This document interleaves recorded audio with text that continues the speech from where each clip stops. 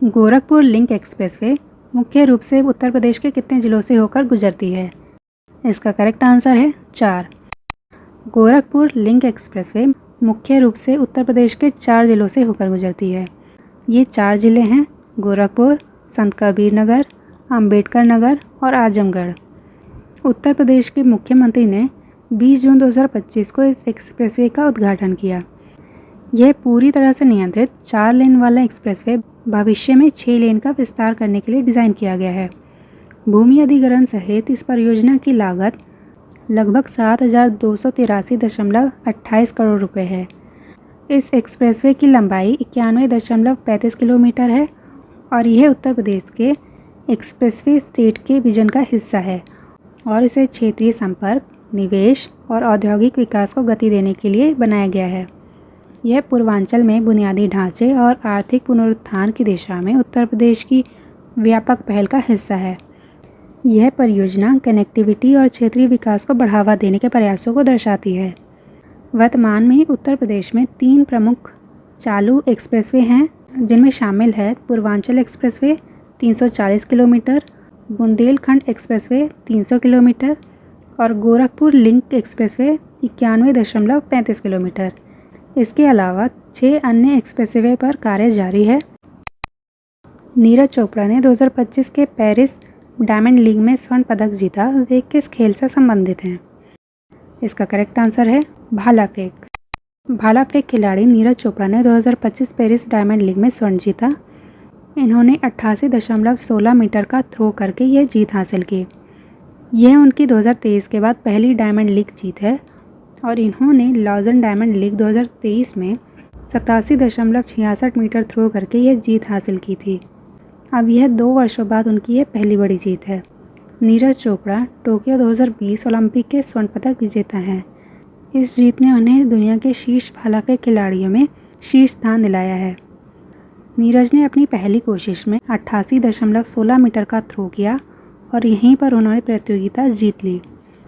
Paris diamond league 2025 की सूची। नीरज चोपड़ा भारत से 88.16 मीटर में पहला स्थान, जूलियन वेबर जर्मनी से 87.88 मीटर में दूसरा स्थान और लुइस मॉरिसियो दा सिल्वा ब्राज़ील से 86.62 मीटर में तीसरा स्थान। हाल ही में किस भारतीय एनिमेटेड फिल्म को फ्रांस के एनेसी अंतर्राष्ट्रीय एनिमेशन महोत्सव में सर्वश्रेष्ठ कमीशन फिल्म के लिए जूरी पुरस्कार मिला? इसका करेक्ट आंसर है देसी ऊन। भारतीय एनिमेटेड फिल्म देसी ऊन को फ्रांस के एनेसी अंतर्राष्ट्रीय एनिमेशन महोत्सव में सर्वश्रेष्ठ कमीशन फिल्म के लिए जूरी पुरस्कार मिला। यह एक एनिमेटेड फिल्म है जिसने हाल ही में अंतर्राष्ट्रीय स्तर की पहचान हासिल की है। यह फिल्म सुरेश एरिया द्वारा निर्देशित है और इसे मुंबई आयोजित विश्व ऑडियो वीडियो और मनोरंजन शिखर सम्मेलन यानी वेव्स 2025 में भी मान्यता मिली। इसने वेव्स अवार्ड्स ऑफ एक्सीलेंस में सर्वश्रेष्ठ फिल्म का पुरस्कार जीता। यह फिल्म भारतीय एनिमेशन के लिए महत्वपूर्ण उपलब्धि है जो देश की कहानी और एनिमेशन प्रतिभा को वैश्विक मंच पर प्रदर्शित करती है। इस फिल्म को फिल्म क्राफ्ट लॉयंस श्रेणी में कांसे लॉयंस 2025 में भी शॉर्टलिस्ट किया गया, जिससे इसका प्रभाव और मजबूत हुआ है। देसी ऊन क्रिएट इन इंडिया चैलेंज का हिस्सा है, जो वेव्स 2025 के तहत एक पहल है, जिसका उद्देश्य है भारतीय रचनात्मक प्रतिभाओं की पहचान करना और उन्हें आगे बढ़ाना। फिल्म की सफलता को भारत में एनिमेशन, विजुअल इफेक्ट्स, गेमिंग्स और कॉमिक्स के क्षेत्र के लिए एक बड़ा कदम माना जा रहा है। एनएससी फिल्म फेस्टिवल एक प्रतिष्ठित कार्यक्रम है। इसे एनिमेशन कांस भी कहा जाता है। बिहार सरकार द्वारा सामाजिक सुरक्षा पेंशन की राशि बढ़ाकर कितनी कर दी गई है? इसका करेक्ट आंसर है 1100 रुपये। बिहार सरकार द्वारा सामाजिक सुरक्षा पेंशन राशि बढ़ाकर 1100 रुपये प्रतिमाह कर दी गई है और यह राशि पहले 400 रुपये थी। सामाजिक सुरक्षा पेंशन योजना के तहत वृद्धजन, विधवाओं और दिव्यांगों को ये राशि दी जाती है। बिहार के मुख्यमंत्री ने 22 जून 2025 को इस पेंशन की घोषणा की। यह बढ़ोतरी आने वाले अक्टूबर और नवंबर 2025 में बिहार विधानसभा चुनावों के पहले की गई है, जो कि इसे मतदाताओं का समर्थन सुनिश्चित करने की रणनीति के रूप में देखा जा रहा है। नीतीश कुमार द्वारा 2005 के बाद पहली बार इतनी बड़ी पेंशन में वृद्धि की गई है। इस योजना से 1 करोड़ से अधिक लोगों को लाभ मिलेगा। पेंशन योजना में बढ़ोतरी के साथ पंचायती प्रतिनिधियों का भी भत्ता बढ़ा है। वित्त वर्ष 2024-25 के लिए डिजिटल पेमेंट्स अवार्ड से किस संगठन को सम्मानित किया गया है? इसका करेक्ट आंसर है India post payments bank. India post payments bank को वित्त वर्ष 2024-25 के लिए डिजिटल पेमेंट्स अवार्ड से सम्मानित किया गया है। यह बैंक डाक विभाग के अंतर्गत आता है और यह भारत सरकार के पूर्ण स्वामित्व वाला एक भुगतान बैंक है। यह सम्मान वित्त मंत्रालय के वित्तीय सेवा विभाग द्वारा वितरित किया जाता है।